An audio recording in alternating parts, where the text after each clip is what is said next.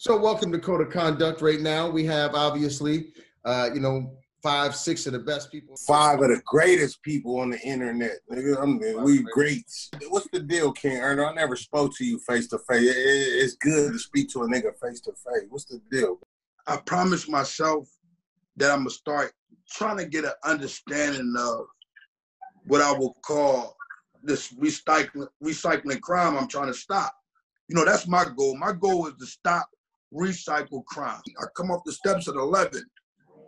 You came off the steps at 11. You and your lifestyle and where you come from. I didn't come off the steps at 11. I was a child. First of all, I wasn't 12, 13 years old. I was 10 years old when the shit happened. Why don't you elaborate? I mean, I think that's probably the reason why he's having this conversation with you, is to elaborate. Let's give him the truth. That's all I do is speak facts. It's all facts though with me. You know, we don't want the truth to be, we want the truth to be what it really is. Bro, basically, this is the situation. I'm a child. I'm 10 years old. I'm going swimming. I'm a kid, nigga. I'm going swimming with the neighbors. And, you know what I mean? I'm being supervised by an adult. She seen some shit. I really didn't even see it. She seen some shit. What brought me into it, like, oh yeah, I was with my nephew and his friend and some other children, and this is what we saw.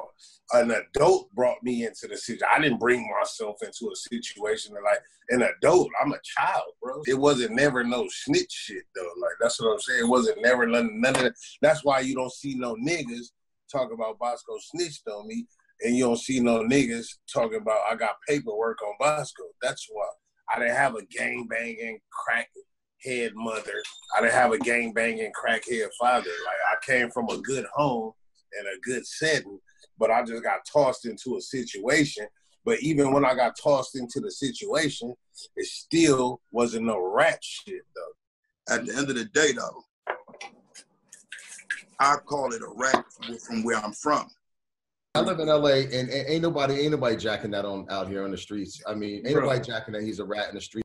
That's common sense. Like, somebody would have been through that out there, or been like, shut that down. Like, bro, do you think I care about who calls me a rat? No, why? Because I'm not a rat. There's no work on me. That's why. Like, why are you trying to overtalk everybody? You don't want to let nobody else talk with that small ass shirt. Like, nobody. There's your rat here. Look. Shut up. Nobody. That's your rat. That's the rat there. You a weird ass nigga. Kingearner, no rat.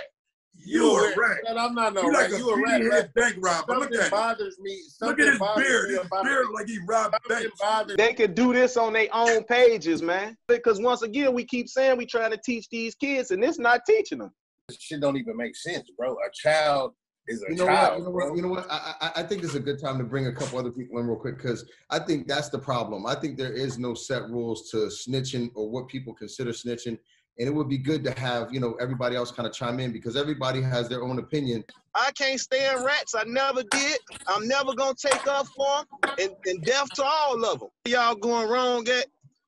If he said he was 10 years old, Erna, he was a kid. So the fact of saying that who he grew up under and all that, it's irrelevant, bro. He told you I didn't grow up in a gang environment. I grew up with a mother and father.